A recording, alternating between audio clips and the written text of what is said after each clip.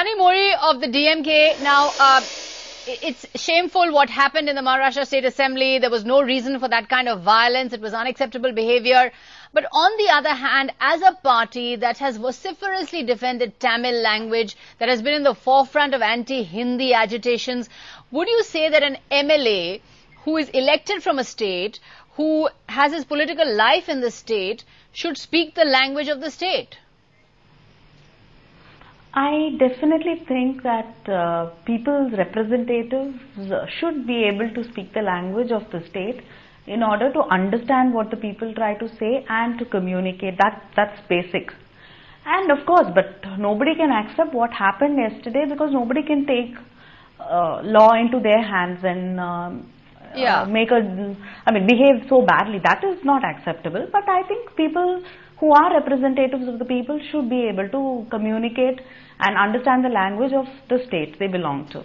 And in fact, just on the point about Hindi, the DMK is very vociferous in its opposition to Hindi. The anti-Hindi agitations going on in Tamil Nadu since the 1930s.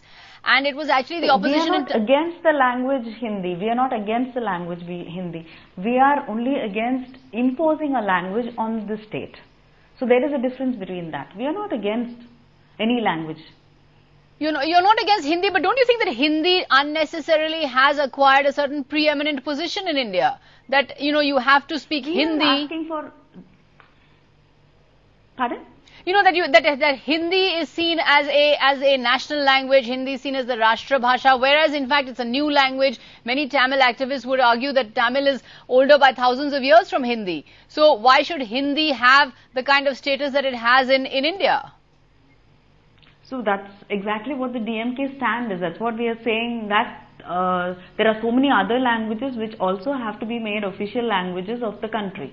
And we've requested and we've been asking for Tamil to be made one of the official languages of the country. And I think it's not that you have to be belonging and be able to speak one particular language to be Indian. I can't speak Hindi, but I'm no less Indian compared to anybody else. And it's not just language which can unite people. There's much more. To feel part of this country, there's much more than just a language.